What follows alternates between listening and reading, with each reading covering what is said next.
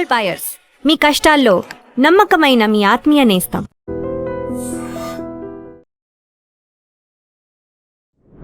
America for example ఒక దాంట్లో అన్నారు, ఇరాన్కి $6 బిలియన్ ఖతార్ దగ్గర పడిన డబ్బులు ఉంది, అది ఇరాన్కి ఇచ్చేద్దాం, provided the meet certain mile stones. అదేంటి, ఒకటి వీళ్ళు న్యూక్లియర్ డీల్ గురించి మాట్లాడాలి, మాట్లాడడంలో డబ్బులు ఇవ్వచ్చా లేకుంటే కన్క్లూడ్ చేసినప్పుడు డబ్బులు ఇవ్వాలన్నా ఆ క్లారిటీ పెట్టలేదు. ఇది పాకిస్తాన్ చేసిన గేమ్. ఇది పాకిస్తాన్ ఈ డీల్ ఎట్టైనా క్లోజ్ చేయడానికి వాళ్ళు చేసిన తప్పులు. డ్రాఫ్టింగ్ ఎప్పుడు ప్రొఫెషనల్గా ఉండాలి. ఒక ఫుల్ స్టాప్ ఒక కామా ఇక్కడ అక్కడ జరిగిపోతే మొత్తం మీనింగ్ మారిపోతుంది. అదే జరిగింది. స్ట్రెయిట్ ఆఫ్ హార్మోజ్ గురించి Iran and Oman will maintain the strait of Hormuz and keep it open అన్నారు. Something in that language. Point number 1లో ఇరాన్ ఏమంటారు, కరెక్టే కదా, అది మేము మా దగ్గర మెయింటైన్ చేయమన్నారు, మేము ఛార్జ్ చేస్తాం ఫీజ్. ఇప్పుడు ఒమాన్తో మాట్లాడుతున్నాం మేము, వీ విల్ స్టార్ట్ ఛార్జింగ్ అని యూఎస్ ఇవ్వాలి కూడా చెప్పారు ప్రెసిడెంట్ ట్రంప్. అది చేస్తే అంతే సంగతి మీది. ఒమాన్కి ఆల్రెడీ దీనికన్నా ముందు వార్నింగ్ ఇచ్చారు US. And Omani army, navy, air force అంతా పవర్ఫుల్ కాదు, ఇరాన్ లాగా కాదు. వాళ్ళు ఇరాన్కి ఫోర్స్, ఎయిర్ ఫోర్స్, నేవీ ఏం లేదు, కానీ మిసైల్స్ ఉన్నాయి వాళ్ళ దగ్గర. ఒమాన్ దగ్గర అది లేదు. Oman will face a big problem రేపు యూఎస్ ఏమైనా చేస్తే. ఇప్పుడు ప్రెసిడెంట్ ట్రంప్కి ఇది ఉన్నప్పుడు ఇంకో ప్రాబ్లం వచ్చి దిగింది. ఆయన వాళ్ళకు డిస్క్లోజర్ చేయాల్సి వచ్చింది. వాళ్ళ లీగల్ రిక్వైర్మెంట్ ప్రకారం మీరు చైర్లో కూర్చున్నప్పుడు ఎంత సంపాదించారు. సో ఇప్పుడు ఆల్మోస్ట్ 1.5 years నా $2 బిలియన్ సంపాదించారు అని డీటెయిల్స్ ఇచ్చారు. దాంట్లో బ్రేకప్ కూడా ఉంది. దీంట్లో అన్నిటికంటే పెద్దది క్రిప్టో టోకన్స్. యూజ్ చేసి ఇది చాలా షేడీ బిజినెస్. ఇది ఎవరు ఇచ్చారో మీకు తెలియదు, ఎవరి దగ్గరికి వెళ్తుంది మీకు అది కూడా తెలియదు, మీరు ఇది ఎక్కడ దాచిపెట్టారో అది కూడా తెలియదు. 635 మిలియన్ కాయిన్స్ అమ్మారు, సెలబ్రేషన్ కాయిన్స్ అంట. ఆలోచండి, దాంట్లో 635 మిలియన్ సంపాదించారు. 526 మిలియన్ క్రిప్టో నుంచి సంపాదించారు. దీంట్లో ఒక పెద్ద పెట్టుబడి ఈ క్రిప్టోలో పెట్టింది పాకిస్తాన్ నుంచి. ఎవరు పెట్టారు? ఈ డీల్ పాకిస్తాన్తో ఇంత ప్రేమ మొదలైంది ఈ క్రిప్టో తర్వాతనే స్టార్ట్ అయింది. ఇది అసీం మునీర్ డబ్బులు అని చెప్తున్నారు. అసీం మునీర్ పెట్టుబడి కోర్స్ ఆయన దగ్గర ఇంత డబ్బులు ఉండవు, is just general in the Pakistan army. తో ఎక్కడి నుంచి ఆయనకు వచ్చింది? ఆబ్వియస్లీ అక్కడ పాకిస్తాన్లో ఉన్న చాలా మటుకు ఆఫ్ఘనిస్తాన్ పాకిస్తాన్ బార్డర్లో ఉన్న డ్రగ్ ట్రేడ్ వాళ్ళ దగ్గర నుంచి వచ్చిన డబ్బులు. ఇది పెద్ద డ్రగ్ ట్రేడ్. ఇది మనకి వరల్డ్లో 2 ట్రయాంగిల్స్ ఉంది. ఒకటి ఆఫ్ఘనిస్తాన్ పాకిస్తాన్, కోర్స్ పంజాబ్ వైపు వస్తుంది. నెక్స్ట్ అటు that is Cambodia, Laos, Thailand, ఒక మయన్మార్, ఒక ట్రయాంగిల్ అక్కడ ఉంది. ఇక్కడి నుంచి వెళ్ళే డ్రగ్స్ అంతా ఇప్పుడు కంట్రోల్ చేస్తుంది తాలిబాన్. మనం చూస్తున్న గొడవ, తాలిబాన్ మీద బాంబు వేస్తున్నారు, తాలిబాన్ వీళ్ళ మీద సూసైడ్ అటాక్లు చేస్తున్నారు, ఈజ్ బికాజ్ ఆఫ్ డ్రగ్స్. ఈ డ్రగ్ ట్రేడ్ పాకిస్తాన్ ఆఫ్ఘనిస్తాన్తో చాలా ఫ్రెండ్లీగా ఉన్నప్పుడు వీళ్ళు డివైడ్ చేసుకుంటుండే ఆర్మీ వాళ్ళు.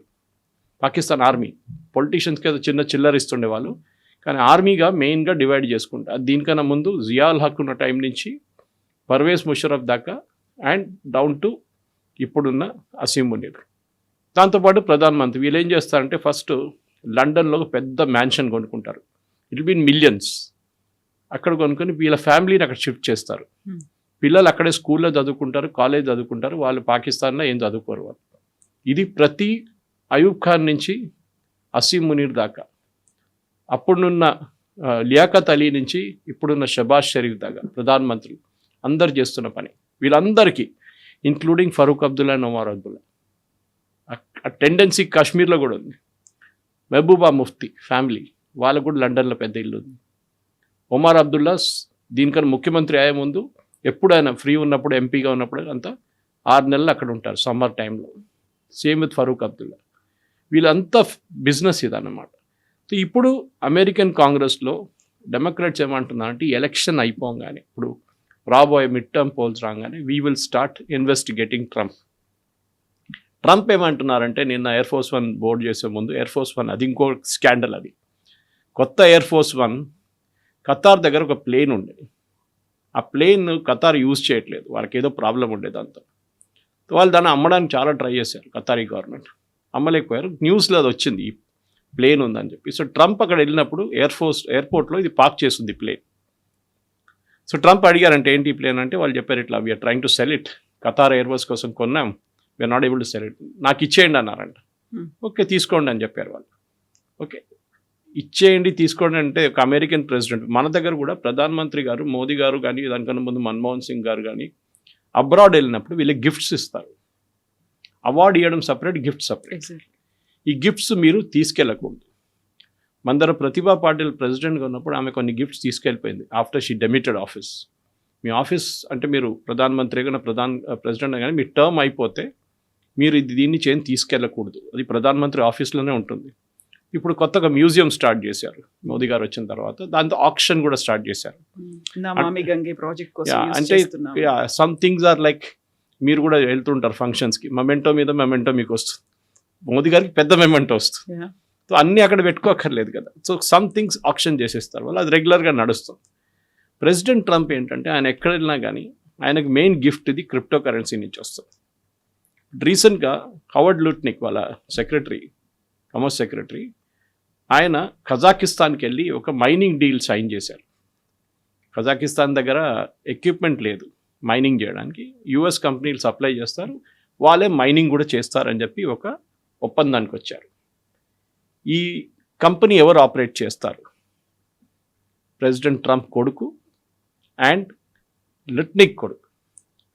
సో ఇప్పుడు కాంగ్రెస్లో, యుఎస్ కాంగ్రెస్లో మళ్ళీ పెద్ద గొడవ దీని మీద, ఏం జరుగుతుంది, ఎవరు ఈ కాంట్రాక్ట్ సైన్ చేశారు, why is it that only these people will do the mining అని చెప్పి పెద్ద కాంట్రవర్సీ నడుస్తుంది. అక్కడ ఇది అన్నీ నడుస్తున్నప్పుడు మన వార్ యాజ్ యూజువల్ బ్యాక్ బర్నర్లో వెళ్ళిపోయింది. నిన్న US team Steve Witkoff and Jared Kushner ఖతారీస్తో మాట్లాడారు. ఇరాన్ అన్నారు వీళ్ళతో కలిసే ప్రసక్తే లేదు, ముందు వీళ్ళ కండిషన్స్ ఫుల్ఫిల్ చేయనియండి ఎంఓయూలో, దాని తర్వాత మేము మాట్లాడతాం వాళ్ళు, ఇప్పుడైతే we'll not speak to them. నాకు అర్థం కావట్లేదు వీళ్ళు ఇంత దూరం దానికి ఎందుకు వెళ్ళారో, ఫోన్ మీద అయిపోతుండేదంతా. ఇప్పుడు అంటున్నారు లోవర్ లెవెల్లో టెక్నికల్ టాక్స్ నడుస్తాయి. ప్రాబ్లం ఎక్కడ వచ్చిందంటే కవిత గారు మీకు గుర్తుండే, మనం ఎప్పుడు జేసీపీఓ గురించి మాట్లాడుతుంటాం. ఈ జేసీపీఓ డీల్ ప్రెసిడెంట్ ఒబామా టైంలో నెగోషియేట్ చేశారు, సంతకం పెట్టారు 2015లో. ఇప్పుడు ప్రెసిడెంట్ ట్రంప్ మీరు డీల్ చూస్తే ఆయన దగ్గర ఉన్న ఆప్షన్స్ మీరు కూల్గా కూర్చొని అనలైజ్ చేస్తే ఇప్పుడున్న దాంట్లో జేసీపీఓ దగ్గర కూడా రారు వీళ్ళు. Iran will not have any nuclear weapons, ఇది ఫస్ట్ సెంటెన్స్ జేసీపీఓ డీల్లో ఉంది. Okay, Iran will not by అంటే కొనరు బయట నుంచి, మీరు తయారు చేసుకోవచ్చు, ఇంకోటి కొనొచ్చు బయట. నార్త్ కొరియా ఉన్నాడు కదా పక్కన, that we will not by, ఇది కండిషన్స్ ఉంది. కానీ ఇదే కండిషన్స్ జేసీపీఓలో ఉండే. అప్పుడు మీకు గుర్తుంటుంది మనం మాట్లాడుకున్నాం దీని గురించి. ప్రెసిడెంట్ ఒబామా ఏం చేశారంటే ఒక $1.6 బిలియన్ ఆయన రిలీజ్ చేశారు ఇరాన్. ఆ డబ్బులు ఎక్కడి నుంచి వచ్చింది మీకు బహుశా చెప్పుంటాను, షా ఆఫ్ ఇరాన్ స్టోరీ చెప్పాను నేను. Yes, the same story, shah of Iran ఇచ్చిన డబ్బులు అది. ఇప్పుడు ప్రెసిడెంట్ ట్రంప్ ఏం చెప్తున్నారంటే ఖతర్ దగ్గర ఒక $6 బిలియన్ పడి ఉన్నాయి శాంక్షన్ అమౌంట్. ఇరాన్ ఏమంటున్నారు ముందు మాది రిలీజ్ చేయండి, తర్వాత మేము మాట్లాడదాం. యుఎస్ ఏమంటున్నారు, జేడీ వ్యాన్స్ అంటున్నారు ఇవాళ నిన్న ఒక వీడియో ఇంటర్వ్యూలో ఫాక్స్ న్యూస్తోని, yes we will give that money, కానీ అది ఇరాన్కి ఇవ్వం, మేము కొంత ఎన్జిఓస్కి ఇస్తాం. ఇరాన్లో ఉన్న బయట ఉన్న కొన్ని ఎన్జిఓస్కి ఇస్తే వాళ్ళు ఇరానియన్స్ కోసం ఫుడ్ కొనుక్కుంటారు, అది ఇరానియన్ గవర్నమెంట్కి హ్యాండ్ ఓవర్ చేస్తారు. ప్రాబ్లం ఏంటి, ఇరానియన్ గవర్నమెంట్ దాన్ని అమ్ముకుంటారు, మళ్ళీ అదే డబ్బులు వాళ్ళకి వచ్చేస్తుంది, ఎక్కువ డబ్బులు అమ్ముకుంటారు. మీరు $1 తెచ్చుకుంటే వాళ్ళు $3 అమ్ముతారు ఇరానియన్ ప్రజలకి, ఎక్స్ట్రా అమౌంట్ వస్తుంది. So $6 billion will become $18 billion. ఇది వీళ్ళు అర్థం చేసుకుంటలేరు. ఇప్పుడు అది తెలిసినప్పుడు ప్రెసిడెంట్ ట్రంప్ మళ్ళీ ప్యానిక్ అయ్యాడు నిన్న.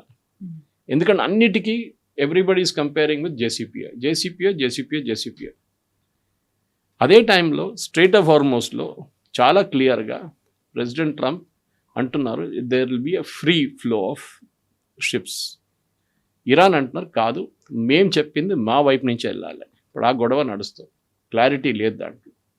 ఎందుకంటే సేమ్ ప్రాబ్లం, ఈ డ్రాఫ్టింగ్ ఇష్యూ, ఈ ఎంఓ ఎవరు డ్రాఫ్ట్ చేశారో వాళ్ళు 1.5 పేజెస్ ఉన్నాయి, ఎక్కువ కాదు. ఈ 14 పాయింట్లు మీరు 10-20 సార్లు చదివిన తర్వాతనే అక్కడ ఫుల్ స్టాప్ ఇక్కడ తీసేసి పెట్టాలని చేయలేదు వీళ్ళు. ఇప్పుడు ఖతార్ మాట్లాడుతున్నారు, పాకిస్తాన్ ఉన్నారు కానీ ఖతార్ మెయిన్ రోల్ ప్లే చేస్తున్నారు. నిన్న ఎవరు అడిగారు I think it was on CNN only, ఎందుకు ఖతార్ని తీసుకొచ్చారు ఇప్పుడు. సో ప్రెసిడెంట్ ట్రంప్ని అడిగినప్పుడు Qatar is very powerful nation, వాళ్ళు ఇన్ఫ్లుయెన్స్ చేయగలరు ఇరాన్ అని చెప్పేసి. బేసిక్లీ జరిగిందంటే అంటే ఈ యుద్ధంలో ఒక 2-3 ఫ్రాక్చర్స్, డీప్ ఫ్రాక్చర్స్ జరిగింది అక్కడ గల్ఫ్ GCC కంట్రీస్లో. సౌదీ అరేబియా యుఎస్తో మాట్లాడలేదు ఇప్పుడు. We have nothing to do with US. In fact మీకు గుర్తుంటుంది, ఎర్లీ బాంబింగ్ క్యాంపెయిన్ నడిచినప్పుడు సౌదీ అరేబియాలో ఉన్న బేస్ నుంచి సౌదీ కింగ్ ఏమన్నారు, you cannot take the planes from here, మీరు ఇక్కడ నుంచి ఫ్లై చేయకూడదు. అది పెద్ద ఇష్యూ అయిపోయింది, మీకు గుర్తుంటుంది. ప్రెసిడెంట్ ట్రంప్ అన్నారు, నేను ఆపేశాను బాంబింగ్, ఎందుకంటే సౌదీ అరేబియా ఆపేశారు, UAE ఆపారు. సౌదీ అరేబియా ఏమంటున్నారంటే, మీరు మీ బేస్ మీద దాడి చేసినప్పుడు మా దేశంలో మిగతా చోట్ల కూడా మా రిఫైనరీ మీద వచ్చి ఈ బాంబులు పడుతున్నాయి, we don't want to have anything to do with you, ఇరాన్తో మేము డైరెక్ట్ డీల్ చేసుకుంటాం. దానికోసం పాకిస్తానీ వాళ్ళు తెచ్చుకున్నారు. అప్పుడు US సజెస్ట్ చేశారు, మీరు పాకిస్తాన్ తెచ్చుకోండి. So they have defence agreement. అదే టైంలో మీరు ఖతర్ని చూస్తే, ఖతర్ ఏమంటున్నారు, మేము మీతోని మాట్లాడుతున్నాం కదా, మమ్మల్ని అటాక్ చేయకూడదు కండిషన్. సో 6 నెలలు వస్తే రేపు 6 నెలలు ఇంకా పొడిగిస్తే మళ్ళీ 6 నెలలు, 2 సంవత్సరాల దాకా ఏ అటాక్ మా మీద ఉంటుంది. పాపం కువైత్ అండ్ బహ్రెయిన్ చాలా చిన్న దేశాలు, వాళ్ళ మీద విపరీతంగా దాడి చేస్తున్నారు ఇరాన్. ఎప్పుడైనా అమెరికా కొడితే వాళ్ళ మీద దాడి ఇమ్మీడియట్. ఇప్పుడు the divisions are very clear. UAE ఏమో ఇజ్రాయెల్తో వెళ్ళిపోయారు, ఇక్కడ సౌదీ అరేబియా ఏమో మేము ఇండిపెండెంట్గా ఉండిపోతాం, మాకు ఎవరితో సంబంధం లేదు, పాకిస్తాన్తోనూ ఒక ఒప్పందం అన్నారు. అటువైపు కువైత్ అండ్ బహ్రెయిన్ ఏం చేయలేకపోతున్నారు. ఈవెన్ దో బహ్రెయిన్లో అన్నిటికంటే క్రూషియల్ అయిన US 5th ఫ్లీట్ ఉంది అక్కడ, నేవీ వాళ్ళది, అది అక్కడ ఉంది, వాళ్ళ హెడ్ క్వార్టర్స్ అది. అక్కడే దాడి చేస్తున్నారు వీళ్ళు చాలా మటుకు. ఒమాన్ ఏమో అక్కడ లేని ఇక్కడ లేని పరిస్థితికి వచ్చేస్తారు. ఇరాన్తో వెళ్ళకపోతే ఇరాన్ విల్ డిక్టేట్ టర్మ్స్. ఈ యుద్ధంలో ఒక మెయిన్ లెసన్, మెయిన్ అడ్వాంటేజ్ ఇరాన్కి ఏంటంటే, మిగతా గల్ఫ్ కంట్రీస్ కన్నా మేము చాలా పవర్ఫుల్ అని వాళ్ళు తెప్పించుకున్నారు చాలా క్లియర్గా. They defended themselves well, drones వాడుకున్నారు, మిసైల్స్ వాడుకున్నారు, ఇజ్రాయెల్ని కూడా వాడుకున్నారు వాళ్ళు. ఇజ్రాయెల్ బాంబింగ్ చేసినప్పుడు కూడా దే సఫర్డ్ ఎ లాట్, కానీ అప్పుడు కూడా వాళ్ళు దాని నుంచి బయటకు వచ్చారు. ఇజ్రాయెల్ మీద దాడి చేశారు, ఇజ్రాయెల్ డిస్ట్రక్షన్ చేశారు. గల్ఫ్ దేశాలకు ఏం చూపిస్తున్నారంటే, చూడండి మీరు అబ్రహాం అకార్డ్ సైన్ చేసి ఉంటారు, కానీ మమ్మల్ని చూడండి, మేము వీఆర్ స్ట్రాంగ్ టుడే. సో ఒక కొత్త పవర్ సెంటర్ తయారవుతుంది గల్ఫ్లో, అండ్ దట్ ఈస్ ఇరాన్. దాన్ని అక్కడ ఉన్న 2 గ్రూప్స్ నడుమిట్లో ఇప్పుడు పెద్దగా గడవ నడుస్తుంది. One is the political group and one is the IRGC group. ఇది అక్కడ ఉన్న పెద్ద స్టోరీ. దీన్ని కొంచెం ఎక్స్పాండ్ కూడా చేయొచ్చు. సో ఇప్పుడు అదే ఇరాన్ చాలా క్లియర్గా ఇజ్రాయెల్కి చెప్తోంది, మీ యజమాని మాట మీరు వినండి అని. అమెరికాకి చెప్తోంది, మీ పెంపుడు శక్తుల్ని అదుపులో పెట్టుకోండి అనేది. చాలా స్ట్రాంగ్ వాయిస్ అంత రావడానికి, మొన్నటిదాకా ఈ డీల్ అవుతే బాగుండేది, సీజ్ ఫైర్ కంటిన్యూ అవ్వాలి అని చెప్పినటువంటి ఇరాన్ అంత స్ట్రాంగ్గా ఎందుకు మళ్ళీ బయటకు వస్తుంది అలా?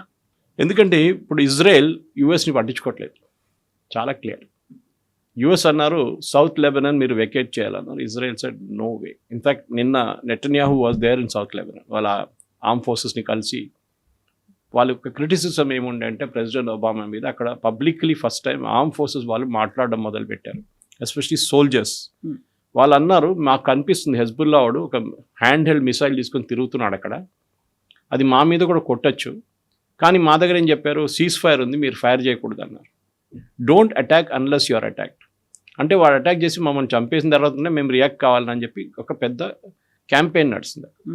ఇజ్రాయేలీ ప్రజలు అండ్ ఇజ్రాయేలీ ఆపోజిషన్ పార్టీస్ కూడా ప్రైమ్ మినిస్టర్ నెటన్యాహు గారు ఏమని అడిగారంటే, మీరెందుకు వీళ్ళ చేతులు కట్టేస్తున్నారు వెనుక, and then you are asking them to fight.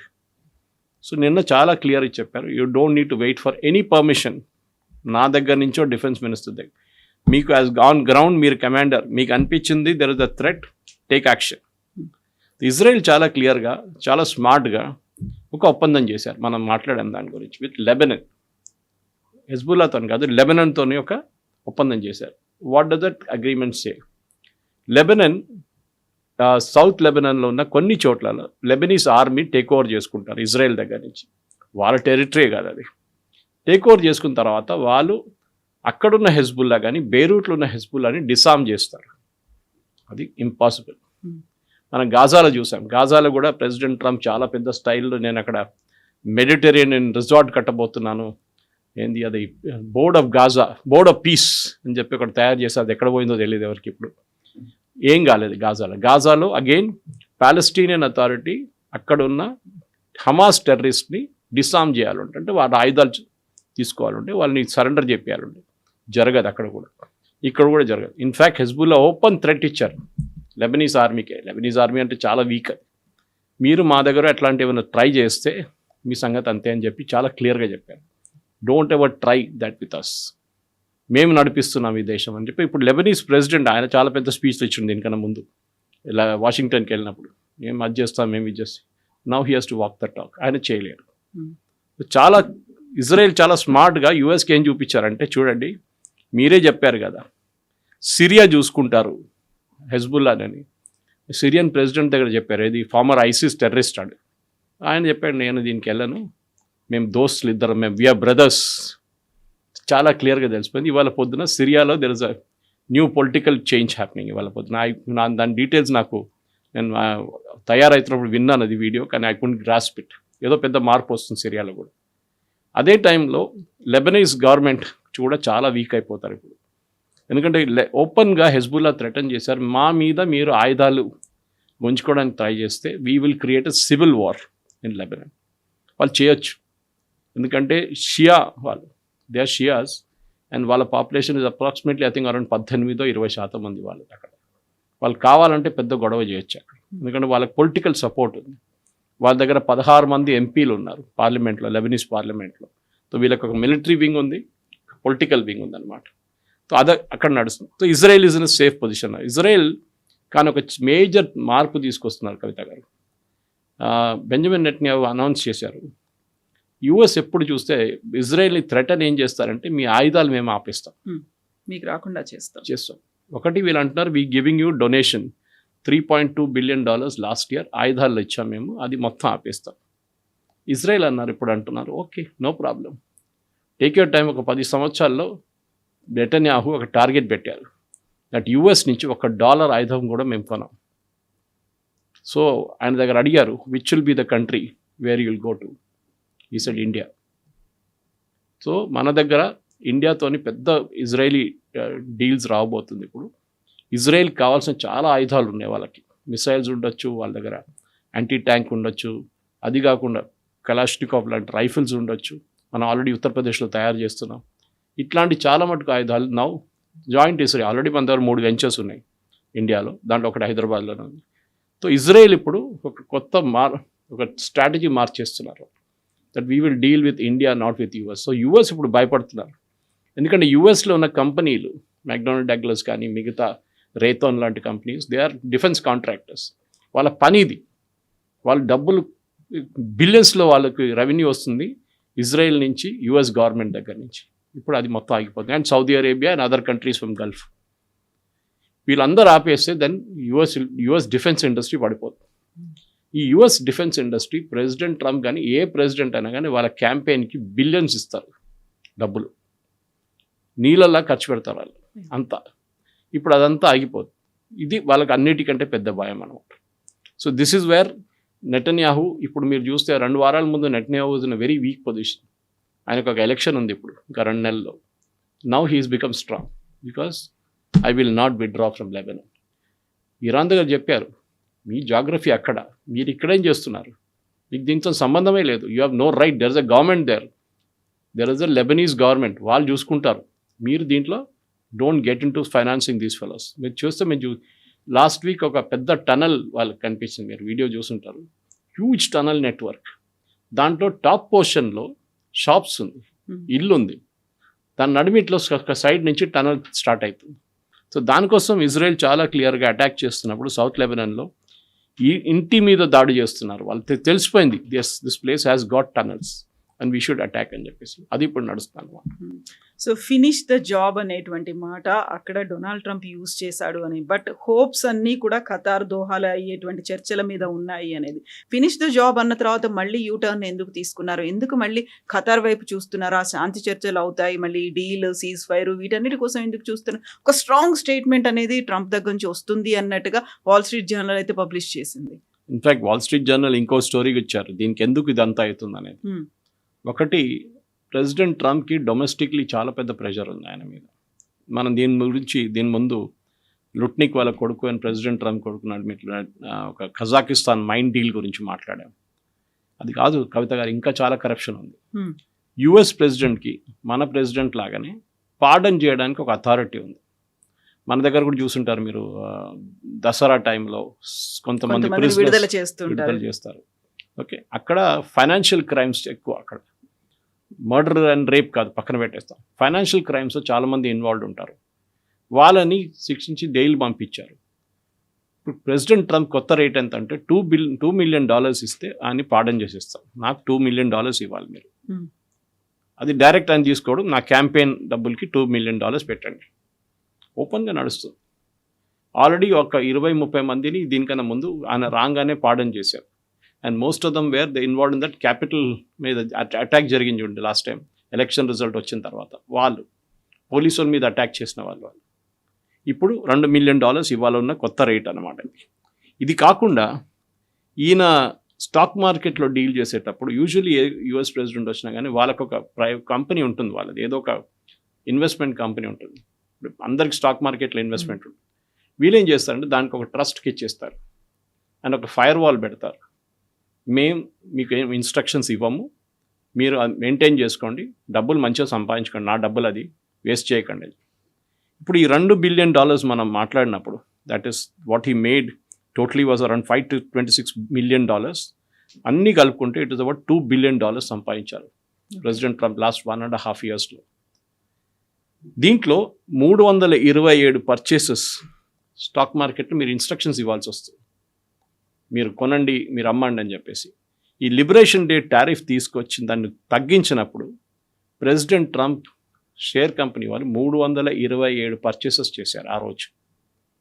President Trump ఏమంటున్నారు, నాకేం తెలియదు, ట్రస్ట్ వాళ్ళు నడిపిస్తున్నారు, వాళ్ళు చూసుకుంటారు, I'm not getting involve day to day. వాళ్ళ కొడుకున్నాడు కంపెనీలో. ఇప్పుడు చెప్పండి, ఇదే కొడుకు, ఇదే సన్నిన్లా వీళ్ళందరూ ప్రెసిడెంట్ ట్రంప్తోనే తిరుగుతారు, వాళ్ళ వైట్ హౌస్లోనే ఉంటారు. ఇప్పుడు వాళ్ళకి తెలియకపోవడం ఏమిటి? ఈజీగా తెలిసి ఉంటుంది. ఈవెన్ రేపు అనౌన్స్మెంట్ రాబోతుంది, పెద్దగా అనౌన్స్మెంట్ వస్తుంది టారిఫ్స్ గురించి అని, ఇమ్మీడియట్ కొనేస్తాం. మీకు గుర్తుంటుంది ఆయిల్ ట్రేడ్స్ కూడా. ఈ ఇరాన్ వార్లో ప్రెసిడెంట్ ట్రంప్ ఎప్పుడు ఒక అనౌన్స్మెంట్ సాటర్డే రోజు చేస్తారు, దట్ నేను టారిఫ్ పెట్టబోతున్నానని. ఎందుకంటే స్టాక్ మార్కెట్ క్లోజ్ ఉంటుంది, ఫ్రైడే రాత్రి చెప్తారు. ప్యాటర్న్ ఉంది ఆయనకి. అండ్ ఎగ్జాక్ట్లీ మండే మార్నింగ్ నేను అది విత్డ్రా చేస్తున్నాను, ఏం అటాక్ ఏమి ఉండదు, మేము మాట్లాడబోతున్నాం అని చెప్పి ఇమ్మీడియట్ ఆయిల్ ప్రైసెస్ డిప్ అవుతుంది, స్టాక్ మార్కెట్ అప్ అవుతుంది. ఎవరో దీనికన్నా ముందు 3 సార్లు అరౌండ్ 500 ట్రేడ్స్ ఆయిల్లో ఒక $50 నుంచి $60 billion సంపాదించారు యూఎస్లో. ఇన్సైడర్ ట్రేడింగ్ అని. It's insider trading obviously. మన దగ్గర చేస్తే చాలా పెద్ద ప్రాబ్లం ఇక్కడ. ఇన్సైడ్ అంటే మీరు కంపెనీ ఎండీగా ఉండి మీకు తెలుసు కంపెనీలో ఏం నడుస్తుందని, మీ షేర్ అమ్మేటప్పుడు ఏదో ఫైనాన్షియల్ రిజల్ట్స్ బాగా రాలేదని చెప్పి మీరు షేర్లు అమ్మేస్తే ఈజీగా సెబీ పట్టుకుంటారు మిమ్మల్ని. మీరు ఒకరే కాదు, మీ రిలేటివ్స్ ఎవరైనా ఉంటే, కంపెనీలో డైరెక్టర్స్ ఎవరైనా ఉంటే అమ్ముకుంటే there is a cooling of period ఉంటారు వాళ్ళు. ఓకే, నాయిస్ చేయకూడదు రిజల్ట్ వచ్చేదాకా. ఆ టైంలో ఏదైనా బయింగ్ సెల్లింగ్ జరిగింది అనుకోండి, దే విల్ బి కాట్. ఇక్కడ అర్థం కావట్లేదు, ఎందుకంటే ఇక్కడ ఈయనేం చేస్తున్నాడు, అక్కడ ట్రెజరీ సెక్రటరీ కానీ, ఫెడెక్స్ బాస్ కానీ, ఫెడ్ బాస్ కానీ అందరిని తీసేస్తున్నారు, ఆయన మనుషులు పెట్టుకుంటున్నారు. కానీ మొన్న సుప్రీంకోర్టు 3 జడ్జిమెంట్స్, ఒకటి బర్త్ రైట్ గురించి ఒక జడ్జిమెంట్ వచ్చింది, అది ప్రెసిడెంట్ ట్రంప్కి చాలా పెద్ద దెబ్బ. ఇట్లాంటి ప్రెసిడెంట్ ట్రంప్ ఆయన అపాయింట్ చేసిన జడ్జెస్ ఆయన వ్యతిరేకంగా ఇప్పుడు జడ్జిమెంట్స్ ఇస్తున్నారు. యూఎస్లో జడ్జెస్ని పొలిటీషియన్స్ అపాయింట్ చేస్తారు, మన దేశంలాగా. మన కొలీజియం ఉంది మన దగ్గర. అక్కడ ఆలోచించండి, మోదీ గారిని జడ్జి పెట్టచ్చు అక్కడ యూఎస్లో ఉంటే. అండ్ క్లింటన్ ఉన్నప్పుడు ఆయన జడ్జెస్ పెట్టచ్చు సుప్రీంకోర్టులో, వాళ్ళ ఫెడరల్ కోర్ట్స్లో. అది కాకుండా ఇప్పుడు నెక్స్ట్ ప్రెసిడెంట్ ఎవరు వస్తారో వాళ్ళు రిటైర్ అయిన వాళ్ళ ప్లేస్లో వాళ్ళ మనుషులు పెట్టు, వాళ్ళు కూడా ప్రెసిడెంట్ ట్రంప్ వ్యతిరేకంగా జడ్జ్మెంట్స్ ఇస్తున్నారు. And that is something that he can't stand అనమాట. మనం చూసాం దీనికన్నా ముందు కూడా టారిఫ్ గురించి, that is a major judgement అది. ఇప్పుడు ప్రెసిడెంట్ ట్రంప్ మీరు ఈ $2 billion సంపాదించారని చెప్పాను చూడండి క్రిప్టో కరెన్సీ డీల్స్లో. ఆయన కంపెనీలో పెట్టుబడి పెట్టిన వాళ్ళు ఉన్నారు, మీరు బిలీవ్ చేయరు. ప్రెసిడెంట్ ట్రంప్ వాళ్ళ కంపెనీ $2 billion సంపాదిస్తే వీళ్ళ కంపెనీలో ఇన్వెస్ట్ చేసిన షేర్ హోల్డర్స్ $2 billion కోల్పోయారు. How? They have lost $2 billion and president Trump gain $2 billion. ఇప్పుడు ఆయన ఏమంటారు, నాకేం తెలియదు, అదంతా ఎవరో చూసుకుంటున్నారు. సో ఇదంతా చాలా షేడీగా నడుస్తుంది. మనం ఇన్వెస్టిగేట్ చేయాలని డిమాండ్ చేయాల్సింది ఒకటి, Asim Munir and president Trump నడిమిట్లో ఉన్న రిలేషన్షిప్ ఏంటి. ఎందుకంటే ఈయన ఇంకా 2 years తర్వాత వెళ్ళిపోతాడు. ఆల్రెడీ ఇప్పుడు ఈ మిడ్ టర్మ్ పోల్స్లో డెమోక్రాట్స్కి మెజారిటీ వస్తే వాళ్ళ ఫ్లోర్ లీడర్ వాళ్ళు అంటున్నారు దట్ మేము వచ్చేస్తే డిసెంబర్లో ఎలక్షన్ అయిపోతుంది, జనవరి ఫిబ్రవరి దాకా కాన్స్టిట్యూట్ చేస్తారు సెనెట్ అండ్ కాంగ్రెస్, అప్పుడు మేము ప్రెసిడెంట్ ట్రంప్ని సమన్ చేస్తాం, సబ్పోయినా ఇష్యూ చేస్తాం, వాళ్ళ ఫ్యామిలీని పిలిపిస్తాం, మీరు ఏం చేశారు చెప్పండి అని. అప్పుడు అసీం మునీర్ స్టోరీ బయటకు వస్తుంది. ఎట్లా ఇన్వెస్ట్ చేశారు పాకిస్తాన్, ఎవరు ఇన్వెస్ట్ చేశారు పాకిస్తాన్ నుంచి, క్విట్ ప్రోకో ఉందా దాంట్లో అని చెప్పేసి. సో ఇదొకటి, ట్రంప్ దట్ ఈస్ ఓవర్. ఇంకోటి the main thing is Israel and Erdogan, ఇదొక పెద్ద problem. And Saudi and US split మాట్లాడినప్పుడు ఎర్దోగాన్ దీనికన్నా ముందు it was the first country to recognise Israel, by the way first Islamic country. ఆలోచించండి, అంత close ఉన్నారు వాళ్ళు. ఇప్పుడు ఇజ్రాయెల్ చాలా క్లియర్గా తెలిసిపోయింది ఆపరేషన్ సింధూర్ జరిగిన తర్వాత దట్ ఎర్దోగాన్ ఒక మిసైల్ సప్లయర్గా మారిపోయాడని చెప్పి. వీళ్ళకి డౌట్ ఏంటంటే ఇరాన్ దగ్గర ఉన్న చాలా మటుకు మిసైల్స్ సప్లై చేసింది టర్కీ అని. సో టర్కీని ఇప్పుడు టార్గెట్ చేస్తున్నాను. సో టర్కీ ఏం చేశారు, వాళ్ళ ఫైనాన్షియల్ అండ్ చాలా మటుకు మిలిటరీ అరేంజ్మెంట్ ఉండే ఇజ్రాయెల్తో, అది క్లోజ్ చేసేసారు. నౌ ఇజ్రాయెల్ హెస్ డిక్లేర్డ్ ఇదంతా అయిన తర్వాత మేము చూసుకుంటాం నిన్ను, you are next in line, you are the next Iran అని చెప్పారంట. సో లెబనాన్ అయిపోయింది, నెక్స్ట్ ఇప్పుడు టర్కీ మీద పడతారు. And that will be very dangerous ఎర్దోగాన్కి. బికాజ్ ఎర్దోగాన్ ఎప్పటి నుంచి, ఎర్దోగాన్ అని కాదు, టర్కీది ఏ ప్రెసిడెంట్ అయినా కానీ వాళ్ళ ఫస్ట్ యాటిట్యూడ్ ఏంటంటే మేము caliphate, we are the original caliphate. ఇప్పుడు మేము క్యాలిఫేట్ మళ్ళీ అంటే ఇస్లామిక్ వరల్డ్ని లీడ్ చేయడానికి టర్కీ ముందు ఉంటుంది, సౌదీ అరేబియా కాదు. సౌదీ అరేబియా ఏమంటారు ఇప్పుడు, we are the custodian of the 2 of the holiest shrines of Islam, Mecca and Medina. So మేము ఇస్లాం లీడ్ చేస్తాం, మీరు కాదు. ఇప్పుడు టర్కీ అంటున్నారు కాదు, మేము లీడ్ చేస్తాం. అది కాకుండా టర్కీ ఇప్పుడు ఇరాన్లో జరిగిన గొడవలో యాక్చువల్లీ రెజ్యూమ్ చేంజ్ జరిగిపోతుండే. ఈ కర్డ్స్కి ఆయుధాలు ఇవ్వడానికి ఇజ్రాయెల్ ప్లాన్ చేశారు ఆల్రెడీ ఇరాకీ కర్డ్స్కి. నిన్న ఒక ఘర్షణ జరిగి కొంతమంది చనిపోయారు ఇరాకీ కర్డ్స్, ఇరాన్తో కొట్టుకున్నారు వాళ్ళు, ఇరానియన్ రెవల్యూషనరీ గార్డ్స్. వీళ్ళ ప్లాన్ ఏముండంటే ఆల్మోస్ట్ 1,00,000 మంది కర్డ్ రెబెల్స్ ఇరాన్లో దూరిపోతారు, ఆయుధాలు ఇజ్రాయెల్ సప్లై చేస్తారు, గవర్నమెంట్ పడిపోతుంది. కానీ ఆ న్యూస్ ఇరాన్కి లీక్ చేసింది టర్కీ. మొత్తం అది ఆపరేషన్ కాల్ ఆఫ్ చేయాల్సి వచ్చింది. సో ఇజ్రాయెల్కి ఇప్పుడు చాలా కోపం ఉంది దట్ టర్కీ చేసిన పని ఇది. ఇప్పుడు కూడా కర్డ్, ఎందుకంటే టర్కీకి ఒక ప్రాబ్లం ఉంది కర్డ్స్తోని, వాళ్ళకి భయం అంటే ఏదో ఒక రోజు కర్డ్స్ మమ్మల్ని కూడా ఓవర్టేక్ చేసుకుని మా దేశం కూడా పట్టుకుంటారు వాళ్ళని చెప్పేసి. So Turkey Erdogan is now in the cross hairs of Israel అని చెప్తున్నారు ఇప్పుడు. అది కాకుండా ఫ్రోజన్ ఫండ్స్ $6 billion నేను చెప్పాను చూడండి. ఇది కాకుండా దీనికన్నా ముందు కొత్తగా ఇప్పుడు స్టోరీ బయటకే వచ్చిందంటే, దీనికన్నా ముందు కొన్ని సంవత్సరాల ముందు, బహుశా అప్పుడు the previous president was there Biden, south Korea $6 billion ఖతార్కి ఇచ్చారంట. ఖతార్ ఆ డబ్బులు ఇరాన్కి ఇచ్చారు. అదెందుకంటే అమెరికన్ సిటిజన్స్ కొంతమందిని ఇరాన్ కిడ్నాప్ చేసుకున్నారు. కిడ్నాప్ చేసిన ర్యాన్సమ్ అమౌంట్ అంట. అంటే ఎవరు సౌత్ కొరియా ఇన్వాల్వ్డే కాదు దీంట్లో. But why did south Korea pay Qatar, why did Qatar pay Iran? ఈ సౌత్ కొరియా దగ్గర డబ్బులు ఎక్కడి నుంచి వచ్చిందని చెప్పి ఇప్పుడు ఒక ఇన్వెస్టిగేషన్ మొదలైంది. అది కూడా బహుశా యుఎస్ గవర్నమెంట్ ఇచ్చుంటారు. అన్నిటికీ ఇప్పుడు లింక్స్ వస్తున్నాయి. సో ప్రెసిడెంట్ అనేది మీరు అడిగిన ప్రశ్న అదే కదా కవిత గారు, ఎందుకు సడన్గా ఎందుకు మళ్ళీ యుద్ధం గురించి అంటున్నారు అనేది. Because domestically first was Epstein files ఆయనకి. ఇప్పుడు ఈ స్కాండల్స్ అంతా బయటకు వస్తున్నాడు, మళ్ళీ దీని నుంచి అటెన్షన్ డైవర్ట్ చేయాలంటే ఇంకొక చిన్న యుద్ధం ఇరాన్తో పెట్టుకుందాం మనం అని చెప్పేసి. అదే బహుశా ప్రెసిడెంట్ ట్రంప్ స్ట్రాటజీ అని చెప్పి అమెరికాలో ఉన్న పొలిటికల్ కామెంటేటర్స్ కూడా ఛానల్స్లో చెప్తున్నారు ఇవాళ. సో సూన్ ఈ మధ్య కాలంలో ఇదైతే క్లోజ్ అయ్యి ఎండ్ కార్డ్ పడే ఛాన్స్ కనిపిస్తుంది. ఫుల్ ఫ్లెజ్ వార్ వెళ్ళలేరు ఆయన. అమెరికన్ కాంగ్రెస్లో వార్ పవర్స్ యాక్ట్ ప్రకారం you cannot go for a full power. ఆయన ఏం చేస్తారు, రేపు మళ్ళీ ఏదో షిప్ని తీసుకొస్తారు, ఆ షిప్ మీద దాడి చేస్తారు Iran. And specially that will be an American military ship. American military షిప్ని తీసుకొని స్ట్రేట్ ఆఫ్ హార్మోస్ లోపల నుంచి చిన్న జర్నీ చేసుకున్నప్పుడు ఇరాన్ అటాక్ చేస్తారు. దెన్ అమెరికాకు president can authorize full fledge attack on Iran. అదే బహుశా జరగవచ్చు. ఎందుకంటే ఈ చర్చలు ఎక్కడ పో. ప్రెసిడెంట్ ట్రంప్ ప్రాబ్లం ఏంటంటే ఇది చర్చ ఫినిష్ అయిందంటే మోస్ట్ ఇంపార్టెంట్ ఇస్ యురేనియం. అందరూ కంపేర్ చేయబోతున్నది ఇది జేసీపీ ఆయన బెటరా or this is worse off than JCP. దాంట్లోనే ఆయన పొలిటికల్ ఫ్యూచర్ మొత్తం ఉండిపోతుంది. డెఫినెట్గా this is worse than JCP. అప్పుడు ఆయన ఒబామాని తిట్టారు, ఆ ఒప్పందం మొత్తం చింపి పడేశారు పక్కన. అండ్ దెన్ ఈ క్రిటిసైజ్డ్ ఒబామా. ఓకే, ఈ గార్డెమ్ ఎస్ఓబి ఇదంతా చేశాడు. సో అదంతా ఇప్పుడు తిరిగి వస్తుంది కర్మ. అండ్ ప్రెసిడెంట్ ట్రంప్కి అదే పెద్ద భయం. Thank you so much. Thank you. Thank you.